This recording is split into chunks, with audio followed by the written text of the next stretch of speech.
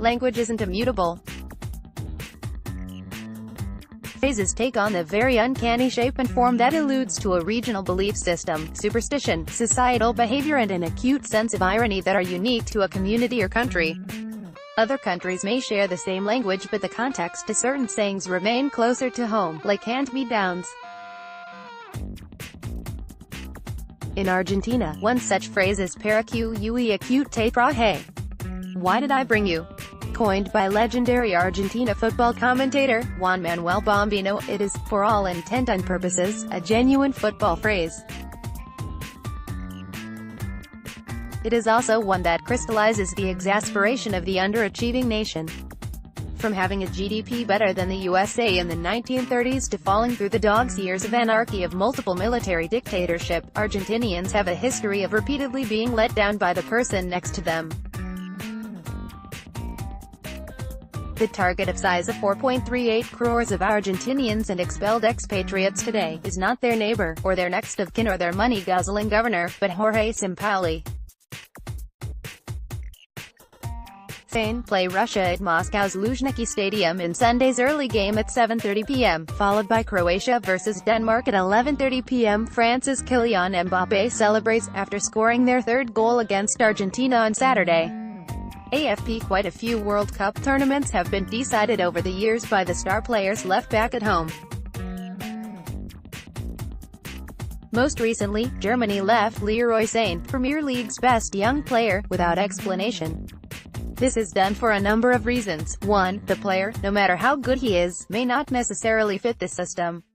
2. There could be fitness concerns. 3. If the player is a rotten orange and does not fit the team ethos. But what of the players who are consciously and deliberately brought to do a job? Juventus' keg of gunpowder, Paulo Dybala has racked 68 goals and 32 assists in Serie A. This roughly translates to a goal-scoring contribution and assist or goal of 0.75 per game. It boggles the mind when Christian Pavone and Maximiliano Meza get preference over him. It's as dubious a decision as turning up to a birthday party in a suit of pins. Ahead of their crunch match against Nigeria, there were telltale tattles of revolt. A faction led by Lionel Messi and Javier Mascherano reportedly slammed their agenda and team preferences on Sampaoli table.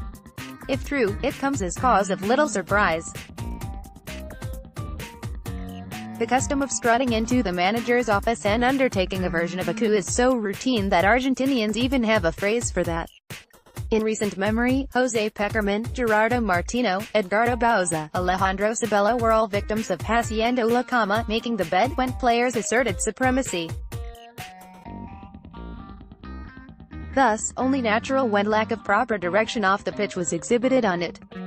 Outsmarting the Argentine cunning, Argentina had 69% of possession in the opening 25 minutes, but in all the wrong areas of the pitch. France were content to let players like Nicolas Otamendi and Perez have the ball, but closed in with numbers whenever either of Everbanega and Lionel Messi was in possession. It paid off as early as the 10th minute. Kylian Mbappe picked the ball on the counter from 20 yards inside his own half and conspired to win a penalty off of an all-panic in limbs Marcos Rojo. Griezmann duly converted what should have been his second. It was not like Argentina weren't warned.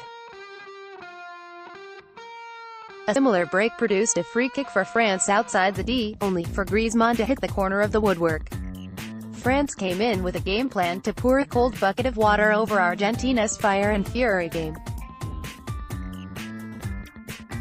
It was not before the 36th minute that Argentina were able to string together a sequence of passes in and around the French penalty area. With Messi and Banega being under the noses of Matuidi and Conte, the aerodynamic Angel Di Maria was able to sniff out sufficient space to let fly a shot into the top corner that should have had an accompanying vapor trail. As far as gameplay goes, for Argentina it was mostly downhill from there despite adding the gloss of 2 more goals to the scoreline. In the second half, Kylian Mbappe did his best impression of Michael Owen circa 1998, and left the Argentine defense stood like derelict pillars from a caved-in wonder of the world. He rode through the scything tackles at ankle-length, offside tripwires, and boulder-like body checks from Javier Mascherano, Mercado, Nicolas Otamendi, and Marcos Rojo & co. In midfield, Mascherano won the battles against Paul Pogba, but Blaise Matuidi and N'Golo Kanté won the war. The old guard was falling. The culmination of Argentina's World Cup campaign came in one crystalline moment on the 84th minute, when in the French penalty box, Lionel Messi played a pass to himself. It was supposed to be the moment when Messi drove the ball into the top corner like the fall of a judge's hammer, but the ball moved away from him like a scorned lover, and the shot was scuffed. On a night that should have been another waltz for Lionel Messi, ended up being a ceremonial passing of the baton to Kylian Mbappe, the scorer of 2 of France's 4 goals, as the next world star. Click here for full coverage of FIFA World Cup 2018. Click here to view the full schedule of FIFA World Cup 2018. Click here to view the points table of FIFA World Cup 2018. Updated date, July 1, 2018, 12:19 p.m.